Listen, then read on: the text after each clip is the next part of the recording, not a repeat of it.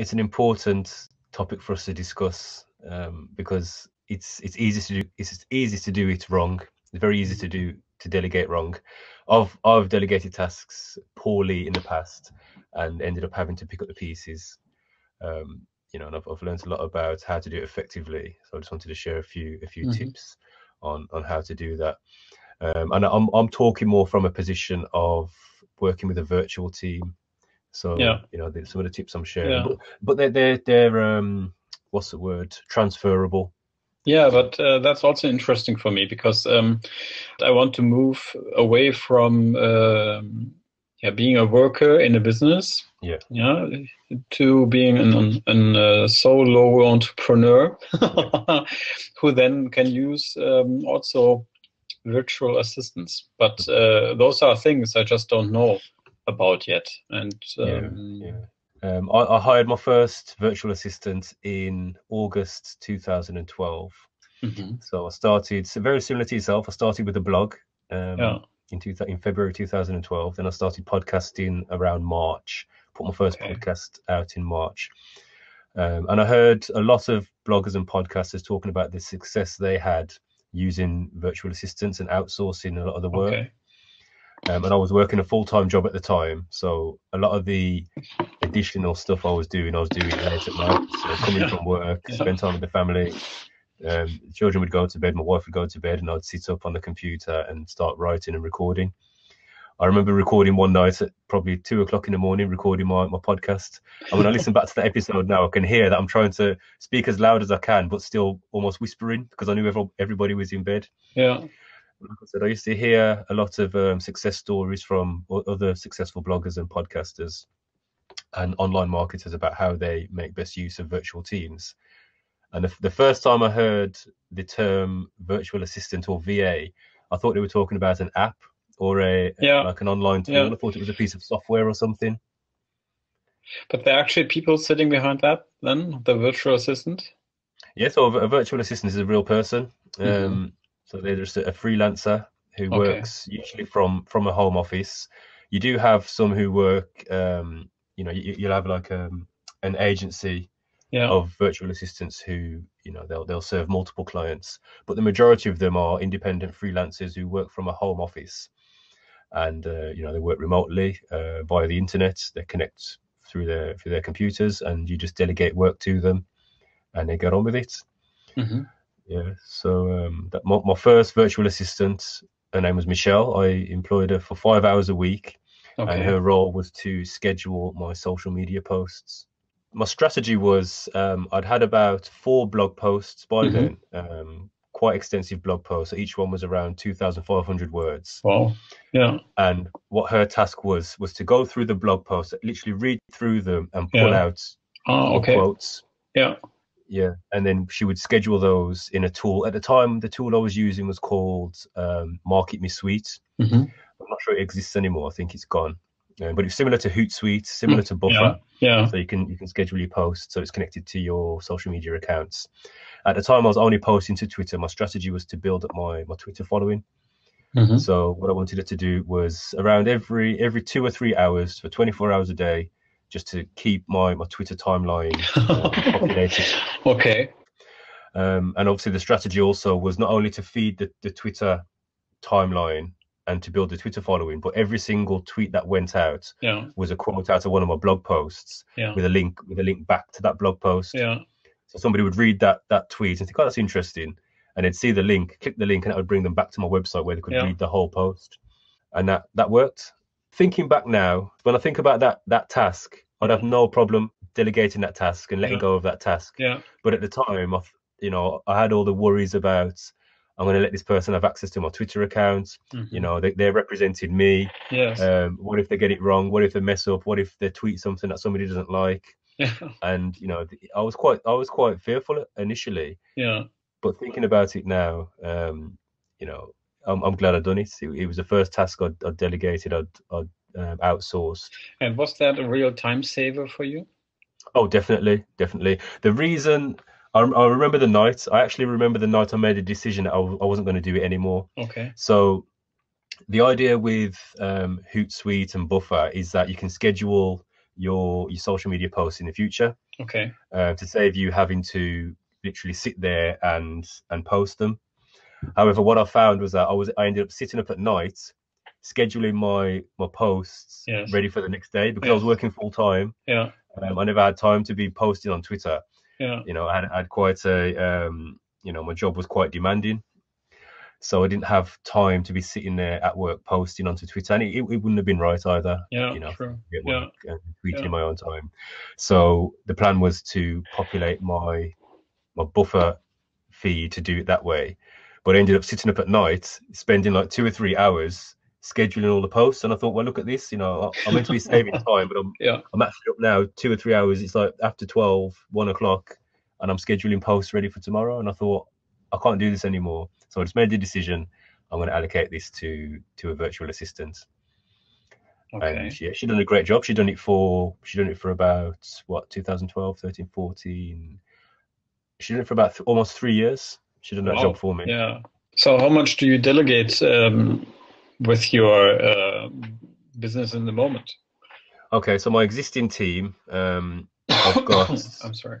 Yeah, that's fine. I've got a full-time virtual assistant now who does 30 hours for me. Yeah. She's based here in the UK, and she manages quite a lot of my work. So I've got 2 businesses. I've got the youth engagement agency. Okay. So we've got a pool of staff that we deploy to go and work out and about on the streets, engaging with young people. Okay, that's interesting. And then I've got obviously the business consultancy side. Mm-hmm. Leanne's my full-time virtual assistant, so she does 30 hours for me. So I'd say Leanne's more my general assistant, so she does a lot of general stuff. So at the moment, as we speak, Leanne is uploading content to an online course that I've put together. So I've recorded all the videos, I've put the workbook together, etc. And what she's doing, she's now uploading all that content and preparing the pages on the back of my website. So that's the task she's working on this week. Right. And with your content creation, do you also have help with that? I've just hired a content writer. Mm-hmm. So, and that's on a project by project or article by article basis. So like with Leanne does 30 hours, so she's got 30 hours every week. Yeah. Where with the content writer, it's just as whenever I need an article, I'll contact him. So I try to put out an article each week. Okay. Yeah, but in saying that, it's still very much me producing the content, because the system I've got in place is I produce a very structured outline about what the article should be about. Mm-hmm. And I go into, it's quite detailed, it's more or less written. The framework's there. What he will do is do the research required. So if I'm referring to certain things, he'll do the research required and sort of beef it out or fill it out. Okay.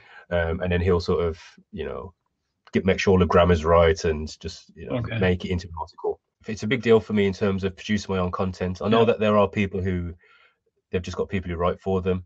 Yeah. But if I'm putting something out under my name, I want to be able to know that word for word it's my work. Yeah. So like I said, I do produce quite an extensive outline, and in the past, what I've done and I will continue to do is to provide him with an audio version as well. So I'll literally read through the outline and say, okay, what I'm trying to explain here is this, just so he can understand my way of putting things across. For me to sort of write in the outline, I want it to sound like this. I could speak 100 times faster than I can write. Yeah. So and plus he can hear my style, and I do want the articles to sound like me. It's me. It's my article. Yeah. So I want him to hear the terminologies that I use and the phrases I use. But that's worked out now. It's worked out very well. We've put about three posts out already. And it's worked out pretty well. Right. So when people talk about getting a transcript from podcasts or from videos, is that actually a machine in the background doing the transcript, or is that also a virtual assistant? I would say it's probably more likely a virtual assistant. Yeah. Yeah. So there's a number of transcription services that you can use. So I've used both. So I've hired a virtual assistant to do transcriptions for me. So I've hired them on a one-to-one basis, and they've come in, I've given the audio files, they've done what they needed to do and provided back the written file. But there's also online services that you can upload your audio file to, and within depending on the length of the file, within about an hour, you've got your written file back. So it's the main one I use is called rev.com. Put that in there, and it works out to it's $1 for every audio minute. Oh, okay. Yeah. So if you've got a 30-minute audio piece, you're going to pay $30. It's straightforward. That's cheap. Yeah, and the quality is pretty good as well. Oh. What's useful as well is if with your YouTube description, if you add the transcripts to the YouTube description, because it will help it get found and ranked better in Google. Oh, okay. Yeah, so obviously Google analyze the video. Yeah. So when someone searches it, they'll look at the title of the video, they look at the description, and obviously the keywords will make a big difference when someone's searching for it. So if your description is full of what you're talking about in the video, it's more likely to get found by someone looking for that topic. Okay. Yeah. Okay. So your subject today is rules for effective delegation. Yeah. What about the rules then for virtual assistants? I guess it is trying to be precise. So I mean, I've got 9 points that I can share. Point 1 would be know exactly what you want to achieve. I think that's the main point. And I guess that's the most difficult question about the whole thing. Yeah, it is. In the past, I've delegated a task to a virtual assistant and just not been very clear what I want back as an outcome. I've not been clear on what is it exactly I want, which has made it difficult for them to then produce the required results. If I'm not clear on what I want, how are they going to produce when I'm not clear? Oh, that's true. Okay, I got that. Just by experience, I've found that I could say to my virtual assistant, go and do some research and find me 30 people for me to interview for my podcast. And I could just write that in an email, press send, and they're going to get that. The way they interpret that could be very different to what I actually mean. Yeah. So they could interpret that in 10 different ways. Yeah. Just by reading that email, they could interpret it to think, well, does he want someone to edit his podcast? Am I looking to find people that he wants to interview to edit his podcast, or to be interviewed on a podcast? So it's being very, very clear. So what I've found is I need to be 100% clear on what I want that task as an outcome. What do I want from this task? So what I've started doing is put in documents and what I call standard procedures together to say this is the expectation. I'll share one. I was trying to find it before I came on air. I've put together a delegation task sheet where it kind of helps you to map out the job, and you'd fill out the delegation task sheet and actually send that to the virtual assistant, and it makes it very clear. So it's what the job is, a summary of the job, like we said, the deadline, the expectation, how they would output it. So it's just being very clear from the front end. This is what I want to achieve from this task. And then once you know what you want to achieve, the next step, or the second rule, is to define the task. This is what I need you to do. So again, it would be a case of saying, I need you to find me 30 people that meet my ideal client criteria, who live in the UK. Be very clear about what you want. Who have got an active Twitter profile with more than 500 followers and are active on LinkedIn, who are interested in systemizing their business. Now that's very, very clear. Yeah. So I'd say, I need you to put me a Google spreadsheet together consisting of those people who meet that criteria. And I would literally say, I want these columns. So I want the name first, then I want the Twitter profile, then I want their job title, then I want a link to their website. So I'm being very very clear on what it is I want. Yeah. And again, like we said about deadlines, about expectations. So it's just defining the task very clearly. Is that for some people too strict? Did you have that experience? Maybe so, but they probably wouldn't feed that back. Yeah. They wouldn't necessarily say, well, Tony, this is too rigid. Yeah. Because ultimately I'm paying them to do a job. Yeah. And if your boss says to you, Carl, I need you to do this in this way. Yeah. For me, I think it's better to give them more detail and more of a framework to work in, so they know exactly what's expected of them. So they can walk away with that reassurance that, okay, I know what I'm doing now. There's not much room for me to get this wrong. Yeah. So with a task like that, it's quite a straightforward task, and it's not like it's a creative task, which I can talk a bit more about that later, about using frameworks for creatives. So if I said to somebody, I want you to do me a design job, as a designer, you're a creative. You don't like frameworks. You don't like boundaries and rules. You want to let it all hang out and be creative and show your flair. But I've also got frameworks in place that I will give to my designer and to a video editor. So yes, I do want you to show your creative flair. However, it would be within this framework. But like I was saying, picking the right person for the job, I think that's important. I think in the past I've made the mistake of just delegating any task to anyone who's available. So, for example, I've had a general virtual assistant, and I've tried to delegate quite creative tasks to them, or quite specific tasks. So, for example, say if it's a web related task, I've expected them to just pick it up and learn it, and deliver on that job. Yeah, and maybe it wasn't their interest, so it didn't go so well. Yeah, that's it. And what you'll find is that with some virtual assistants, they will say they can do it because they want the work. You'll ask them, are you able to use WordPress? And they might say yes. And then they'll go and research it. They'll go on YouTube and find out how to do it. They might be competent in using it. They might not have much experience, but they've heard of it. They know what it is, and they'll say, yeah, I can do it. Yeah. And then when you get the work back, you can see they've really struggled with this. They've struggled to deliver on it. So it's about ensuring you've got the right person for the job. Okay. In that sense, is there a pool for virtual assistants? Yeah. So I use Upwork. Okay. So there used to be two major platforms. There was Odesk and Elance. They were the two main platforms previously, but they've now merged and formed Upwork. Yeah. And there are other platforms out there. There's one called People Per Hour. Yeah.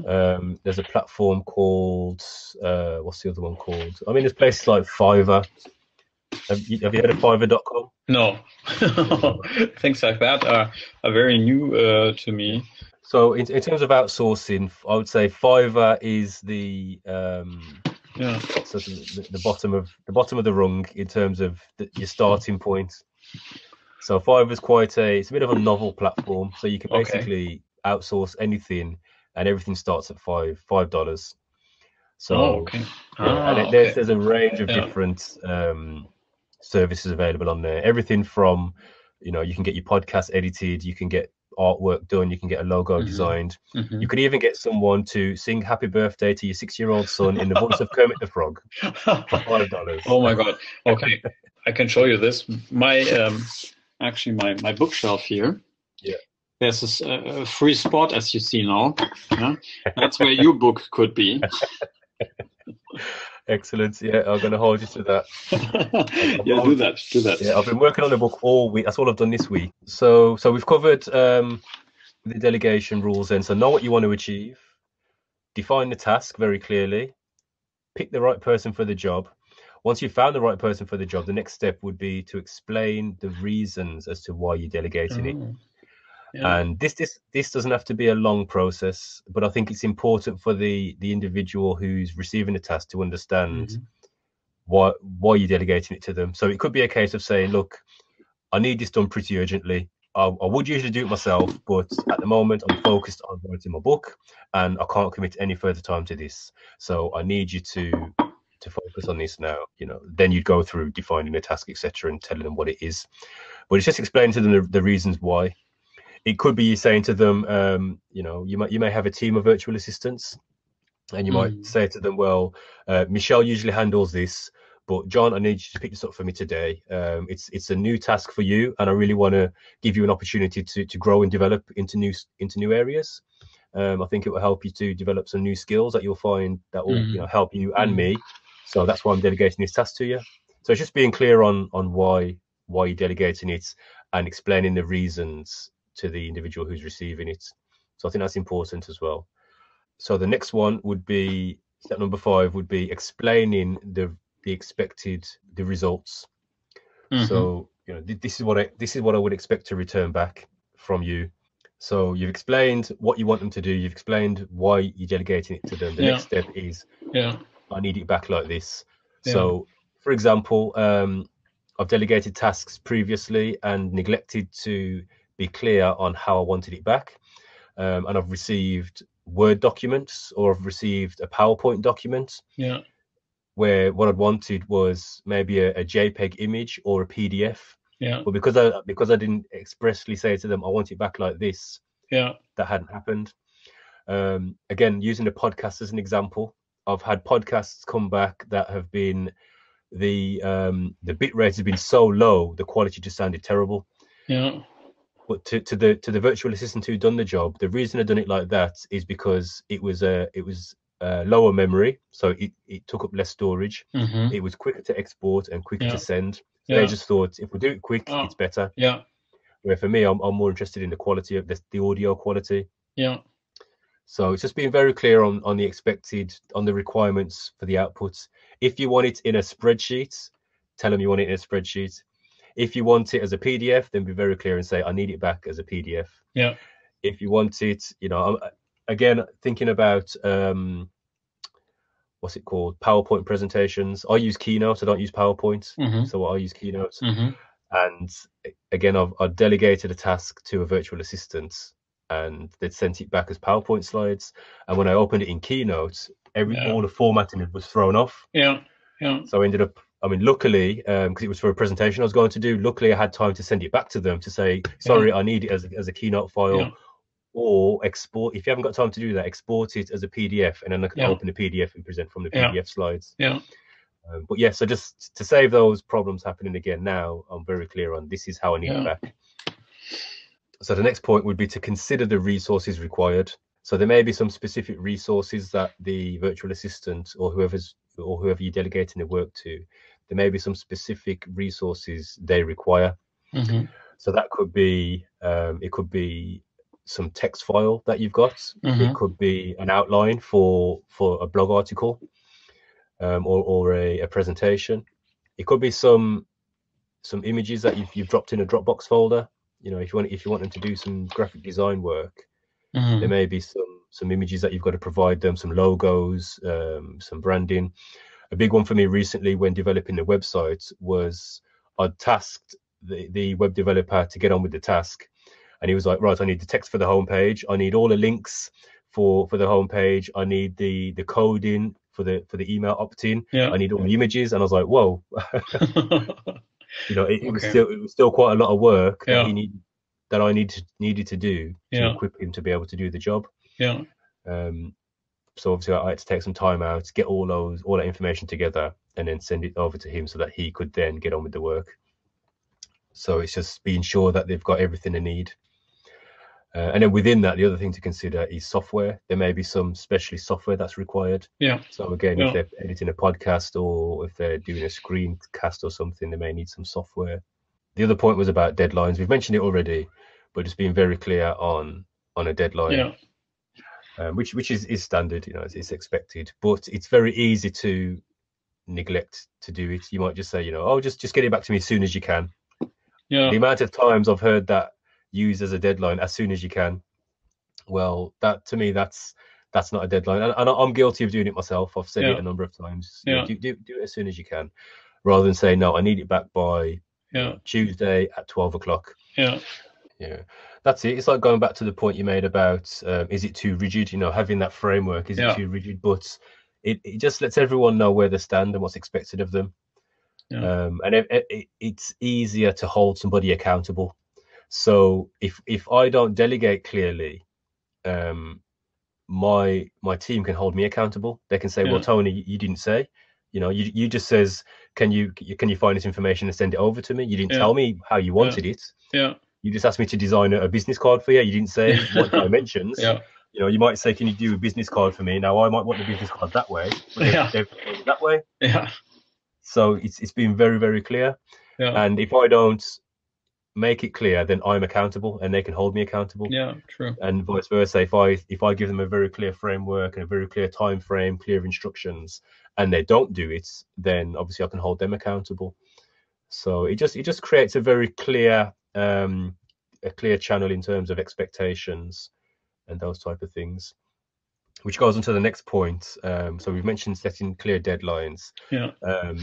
What I usually do when I set my deadlines with my team, I will present a deadline and then I will ask them, do you think that's achievable? Yeah.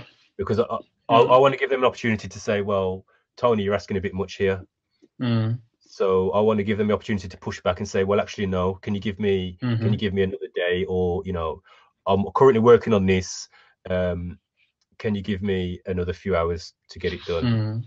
So I always give them an opportunity to push back and say, well, it's achievable or not. The point number 8 is about support and communication. When I'm delegating my tasks, I always say to my team, is there anything else you need from me? And what I always ask them to do is to feed back to me what's required of them.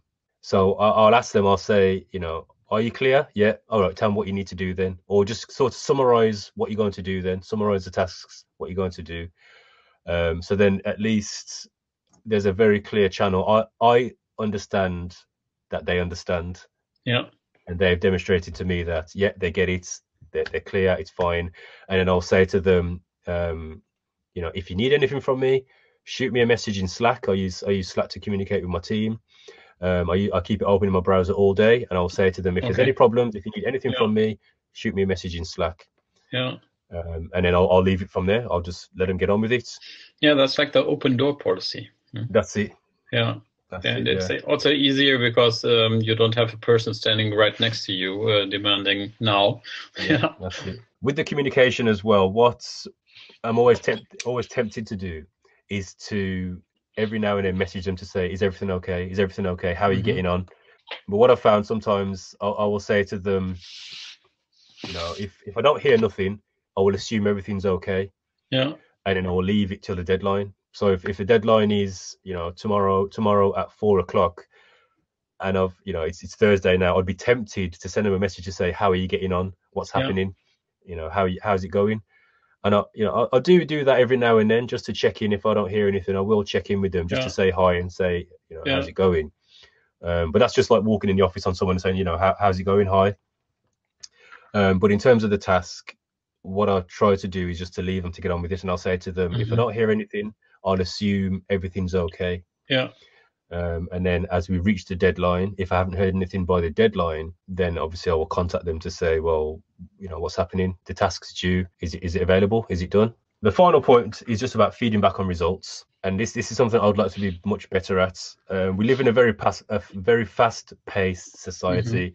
And when I've delegated something to one of my team members, I've usually got another 2 or 3 tasks in the bag ready to go before they've even delivered that one. Okay. So I'm waiting for that one to come through, and I've usually got one ready to go. Yeah. And obviously because they get paid by the hour, I try to keep them busy. So the way my team's set up, they're on an hourly rates. Yeah. They're on an hourly contract, and they don't log manual hours. So because a lot of the work is computer based, the way Upwork works is they log in and say they're doing tasks for me. Okay. So they only get paid for the work they do. Okay. So because a lot of the work it's online, there's like a tracking thing on their computer, like a timesheet or a diary. So it tracks when they're actually working for me. So they'll log in and they'll do the task. And if it takes them 3 hours, they'll get paid for that 3 hours. Yeah. But because of that, I'm at risk of not feeding back the results of the task they've completed. Because I just want to give them another task. So they'll send it through. Yeah, brilliant. Thank you. Bam, here's another task. Okay. So what I try to do more of now is to literally take a step back and say, look, great work. Really appreciate it. How did you find the task? Was there anything you struggled with? I like the way you've used this here. I like the way you've implemented that there. And really take some time to feedback on the work they've done. Again, I think that's really important because you're working virtually, you're not there in the office sitting next to the person. They might thrive off that. They might need that type of reassurance, that encouragement, that affirmation to say, well, yeah, brilliant. I've done a good job. So I do try to, really give them some feedback. Carl, it's been good, and hopefully I will see you again next week, and we'll continue our conversation. And I'll hold you accountable. I expect to see another piece of content ready for next week. You can.